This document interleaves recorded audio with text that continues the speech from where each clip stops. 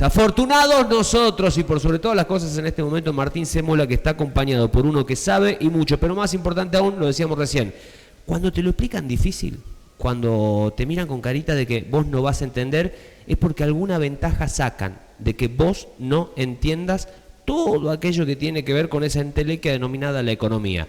El invitado de hoy va en contra de esa vertiente y te explica y te responde lo que necesitas saber sobre la economía de hoy en Argentina. Martín Cémola, ¿con quién estás? Estamos con el economista Miguel Palau. No te voy a decir Miguel, te conozco como Mike hace mucho tiempo, te voy a decir Mike, obviamente. Lo dijo el Chipi, me parece bastante bien. La temperatura de la economía es como la temperatura de Tucumán, ¿no? Altibajo, pero está caliente la economía en Argentina.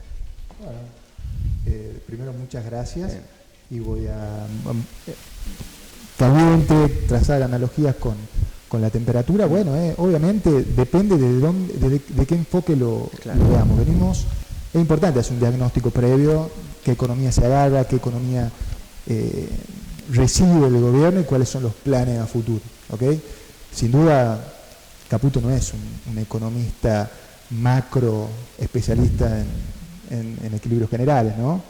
Está para solucionar un problema específico y para orientar de alguna manera una política hacia un nuevo régimen cambiario, hacia un régimen cambiario diferente, un proceso de estabilización que todavía no ha sido anunciado, ¿ok? Pero todo indica, o todo parece indicar, que vamos hacia un nuevo régimen cambiario de acá, supongo que cuando entre la cosecha gruesa entre abril y mayo. ¿Sería levantar el cepo que vienen diciendo frecuentemente, mitad de año? Levantar el cepo, yo ayer trazaba una analogía, ustedes lo emplean con el término del clima. Yo decía que levantar el cepo en la economía con restricciones cruzadas, con un montón de regulaciones, como tiene la Argentina, es prácticamente sacar una bomba de un jardín de infantes.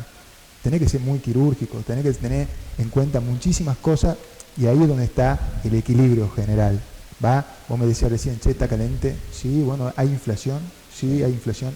Está bajando muchísimo el nivel de consumo, el nivel de actividad en la economía. Sí, como consecuencia de las políticas que se están tomando, sí, es necesario, hay que verlo y hay que evaluarlo después con el diario del lunes, si en realidad se logra una recuperación en B como se plantea. ¿Okay? Claro. Todo parecería indicar que después de un reordenamiento macro, la recuperación puede venir. Claro. Habrá que ver cuáles son las decisiones políticas que toman en ese sentido, política económica me refiero. Ahora, sí. me encantó que hagas esta analogía de la bomba en el jardín de infantes. Significa que el margen de error que tiene el gobierno es bastante finito en este sentido. Sin duda, es prácticamente inexistente. Ahora, yo creo que vos movés una ficha y la economía queda totalmente desarbitrada, entonces es muy importante saber qué ficha vas a mover. Yo pienso que lo de Caputo ayer creo que fue más que nada una moderación de decir, bueno, para ponerlo en contexto, él dijo que se va a tomar su tiempo para salir del cepo. La inclusión de Reidel dentro del equipo económico ya da pauta de que la idea está, la baja de tasas es consistente también con un escenario de salida del cepo de acá a futuro. Pero obviamente todo es cambiante. Cuando nosotros el lunes hablábamos todo de un proceso de apreciación de dinero, viene esta baja de tasa de interés, que obviamente es un incentivo de alguna manera, a corto plazo para mí, ¿no? Sí. Porque las cuestiones que delimitan la demanda de dólar y la oferta de dólar y el precio, por así decirlo, no están en el mercado doméstico como se plantea, no tiene que ver con una cuestión de exceso de una compresión de la base monetaria, de que la gente sale a vender dólares, eso no te comprime la tasa claro. en un 20%. ¿Va? El motivo por el cual bajó el tipo de cambio fue por el blend 80-20 que mantiene el gobierno. Estaban entrando exportaciones, más que nada energéticas, ¿va?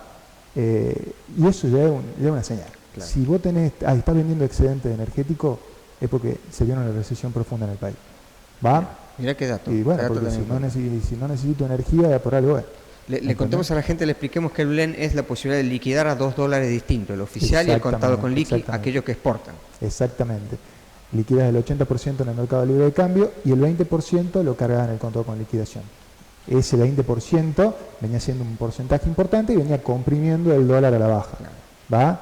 Además tenés un cepo que corre a los importadores de la demanda. Entonces tenés un esquema el gobierno apuró las exportaciones y está postergando las importaciones. También ayer hubo anuncios respecto a abrir las importaciones para que sea más competitivo. Yo tengo una mirada mucho más crítica. Me parece que si lo encarás desde el punto de vista o lo propones como una amenaza, pierde argumento. Además, o sea, los bienes internacionales tienen una carga impositiva, los bienes transables tienen una carga impositiva que es incomparable con la carga impositiva que tiene el productor local. Claro. O sea, tenés que hacer una reforma impositiva local para empezar a hablar de libre importación, por ejemplo. De todo. Claro. Y a eso te digo que la economía queda desarbitrada, hacerse ese claro. tipo de movimiento, y hay algo que queda, o sea, todas esas restricciones cruzadas te generan ciertos desarbitrajes y los tenés que ir acomodando. Claro. ¿Me entendés? Por eso te digo que tenés que ser muy quirúrgico acá. Ahora, Mike, hay otra cuestión que es importante. Un éxito del gobierno, que lo podemos, si vos me decís si lo definimos así o no, la recuperación de las reservas, más de 9.000 millones de dólares que viene comprando el Banco Central. Hablar de esta liberación de las importaciones en un sector delicado, sensible como los alimentos y la canasta básica, ¿no puede atentar con ese objetivo que tiene el gobierno nacional de acumular reservas? Sí. Obviamente es un escenario de tratar de normalizarlo, pero viene de alguna manera bastante atrasado. Fíjate que vos tenías deuda con importadores, un flujo y un stock de deuda bastante importante. ¿Qué es lo que hizo el gobierno? Programar el acceso al MULC, segmentarlo 25% por mes, dependiendo de la deuda y dependiendo del sector del que venga. Además sacó un bono con una ingeniería y una estructura financiera bastante complicada para tratar de absorber esos pesos de los importadores que estaban esperando que se abra el mercado de cambio, que estaban, por ejemplo, en plazo fijo, o obviamente eran liquidez bancaria, para tratar de sacarlo de circulación, y son bonos que se pagan en dólares a 2027, el famoso BOPREAL. Claro, ¿va? Sí. La gente accedió muchísimo, viene teniendo muchísimo éxito, sacó mucha plata del sistema, muchos pesos, pero bueno, o sea, es contra dólares a futuro. Claro. O sea, hay que contar la película y la contamos entera. Claro. O sea, lo que es positivo hoy, si no estás bien cubierto de dólares a futuro, puede ser una bomba también. Totalmente. O sea, estamos esperando una entrada de capitales, que si el mercado laboral no está flexible, no genera empleo, no genera crecimiento, y por lo tanto podemos terminar como en los 90, ¿no? Sí. Cuando ese exceso de entrada de capitales se vuelve especulativo, no genera crecimiento, terminamos en una crisis de deuda que explota en el 2001, como lo que ya todos sabemos. Claro. O sea, hay que ser moderado en cuanto al entusiasmo que uno le pone y también reservado en cuanto a las críticas. Yo estoy en una postura en donde analizo. Hay que ser prudente, digamos. Totalmente. No hay que subirse a la euforia permanente que veo, el manijeo permanente, y tampoco a la crítica insana, porque creo que hay que analizarlo desde un punto de vista tranquilo, fijarse, ver cuáles son los puntos buenos, cuáles son los puntos malos, los positivos. Y bueno, estamos entrando en un escenario recesivo fuerte. El trade-off desde el comienzo fue gobernabilidad. Claro. Lo sabía Milei, lo sabía la gente. No hay mentiras en ese proceso. Mike, ahí te quiero vincular estos dos temas porque están claramente relacionados, por lo menos en la mentalidad del ministro de Economía y del presidente, que es, ellos ven que hay una desaceleración de la inflación, que el aumento de los precios va a ir para abajo y obviamente toma la decisión de desregular las tasas de los plazos fijos y bajar la tasa de los pases.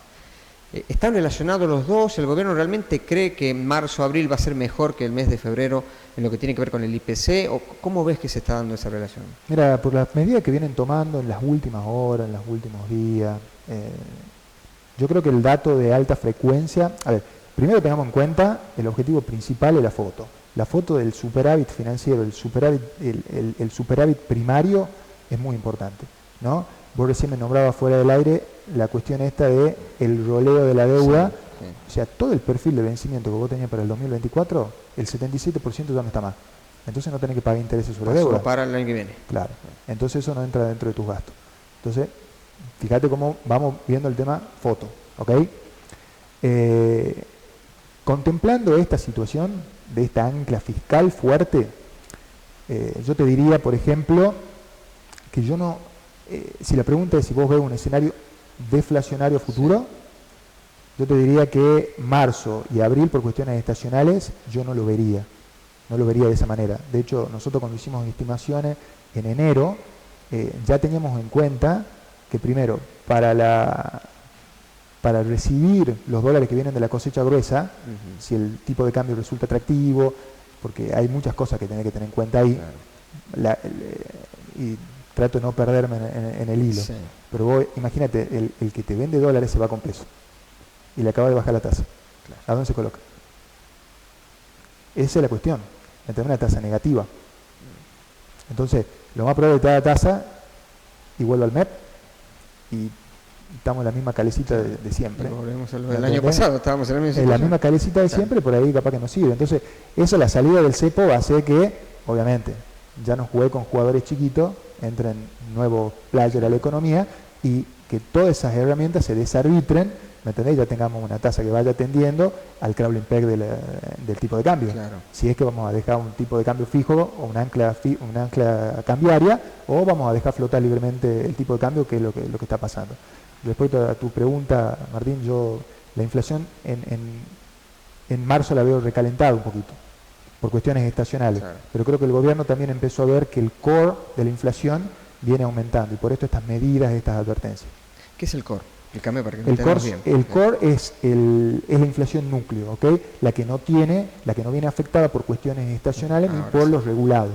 Yo te contaba también fuera del aire que Los regulados se fueron, dispararon todos. totalmente, Sí. todos vienen aumentando fuerte, y eso tiene que ver más que nada con el proceso de sinceramiento de los precios y obviamente de liberación de los precios que estaban Claro. regulados. Se lo ve a eso en los últimos 3 meses sobre todo. Y de los regulados, ¿cuáles son los que más impactan? ¿Transporte público, combustibles? ¿Cuáles son los Y fíjate que que son castigan más? Sí. comunicación, vivienda, energía y transporte público. Son los regulados que vienen entrando y son los que obviamente venían demasiado atrasados, siguen muy atrasados. Yo por lo general los índices que tomo son comparados con el 2016, debería hacer algunos con respecto a los últimos 5 años, no irme tan lejos, pero lo que viene muy atrasado hoy por hoy es comunicaciones, educación, transporte, vivienda y energía. Esos son los ítems que tendrían que ajustar o que tienen margen todavía para ajustar.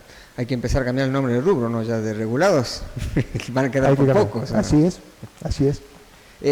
A ver, me llama mucho la atención porque miraba lo que pasó en Tucumán, 10,8, a nivel nacional 3,2, Gran Buenos Aires arriba de 15. Y no podía evitar pensar, Tucumán no tuvo aumento del transporte público en febrero, arrancó el 2 de marzo. ¿Vamos a tener un salto en el mes de marzo que quizás Gran Buenos Aires no lo tenga en lo que tiene que ver balanza de precios? Fíjate que si el core va, la que no están dentro de los regulados, te va a marcar la temperatura que vas a tener, o la base o el piso que vas a tener para el mes siguiente. Sí. ¿Ok? Entonces, que entre transporte, que haya aumentos por educación, que haya aumentos por todas esas cuestiones estacionales, van a pegar en el índice de marzo, pero el proceso deflacionario sigue, se mantiene. Por lo tanto, vos esperarías que en abril se regularice y la caída sea un poco más abrupta. Claro. ¿Me entendés? Pero bueno, como yo te decía, vienen las liquidaciones del campo, hay que emitir, hay que ver si el proceso de esterilización del gobierno, es decir, de sacar pesos a la economía, esos pesos que emite, sacarlo, funcione, que sigan habiendo instrumentos que sean atractivos. Hay mucha plata girando en la economía, la liquidez bancaria no puede presionar directamente sobre los dólares por cuestión de restricciones, pero obviamente a los exportadores también está quedando un poquito medio no tan atractivo este tipo de cambio, y qué hacen con los pesos, ¿no? Vamos a algo práctico, el ahorrista. Está el que venía invirtiendo en pesos decía, bueno, me rinde 9%, va por abajo la inflación, pero lo que dejo quieto es cómodo. ¿Qué pasa? ¿Qué hace ahora el que tenía un plazo fijo? Bueno, el que tenía plazo fijo UVA lo va a sacar dentro de un par de meses, pero ¿qué es el que tenía un plazo fijo clásico, por ejemplo? Vos me llevás a esos lugares donde no me gusta recomendar, no se puede además, pero bueno, vos fíjate que me lo decís recién, ¿no? El que hizo un plazo fijo fue el gran ganador de febrero, con una bolsa desplomándose. En Argentina 1 de cada 200 personas invierte en bolsa. 1 de cada 200 personas invierte en mercado de capital, y si te vas al norte, ese ratio es mucho mayor. La gente no sabe, y por ahí estaría bueno tener cultura financiera. Dicho esto, voy a pasar a responderte lo que vos decís. Los instrumentos siempre son plazo fijo UVA y, obviamente, el dólar. ¿Ok? El plazo fijo UVA fue el gran ganador. El tema es que vos tenés 180 días para formalizarlo y tener una tasa de precancelación muy grande. Sí. Ahora, el que lo hizo en octubre, yo te cuento esta, por está ejemplo. cerrando ahora arriba. Claro, o el que hizo, por ejemplo, un plazo fijo en enero. Claro. ¿Me entendés? Supongamos que vos tengas este mecanismo, el mecanismo que ganó. Es muy riesgoso, no lo recomiendo para nada, ¿no? Por favor, no lo recomiendo para nada, pero es el gran ganador. Claro. Yo tenía $1.000 el 29 de enero. Sí. Los vendí. Tengo 1.300.000 pesos. Lo puse en un plazo fijo. Suponete que me dio 10%. Tengo 1.460.000 pesos. Vuelvo al dólar. ¿Cuánto está el dólar? ¿1000? Sí, bajó. 1460 dólares gané. Gané 460 dólares en un mes. Ah, mirá, ganaste en dólares. Estamos haciendo una maquinita de hace dólares impresionante. Por eso, hay que tener cuidado en esas cuestiones, porque si eso se desarbitra, ¿me entendés? Una cosa que lo haga yo con $1000, otra cosa que lo haga BlackRock con 40.000 millones de dólares. Y ahí es donde entendemos cómo nos manejan a veces la economía grandes jugadores que ni siquiera sabemos quiénes son, ¿no? Sí, totalmente. Totalmente. O sea, la economía la mueve un grupo selecto, eso está claro. Sí. Los flujos vienen por ahí. Flujo manda fundamento. Es así. ¿Me entendés? No me gusta decir, esto así. La economía tiene sus reglas. Tiene sus reglas. Me encanta que digas no te voy a recomendar y me hiciste un listado de cómo se puede ganar plata. Estuvo buenísimo. Salen todos, después me meten en el carro. Coincido con vos y es algo que tenemos que modificar nuestro sistema educativo, educación financiera, muchachos. Totalmente. Es fundamental. Totalmente, porque la gente piensa, dice, bueno, a ver, el banco, pero el banco, ¿qué hace con el fondeo? Se fondea de vos, te paga una tasa, pero ¿qué? Pone la plata en una bóveda y los billetes por arte de magia se reproducen. No, alguien en algún lugar del mundo tiene que trabajar para que esos pesos, esos dólares se reproduzcan, es así. ¿Me entendés? Entonces te dicen, no, esta es mi opción segura, vos dejame a mí con mi plazo fijo. Claro. La historia financiera ¿Van a ganar los mundial. bancos ahora con esta medida o no? Y a ver, los bancos estaban expuestos muchísimo a activos públicos.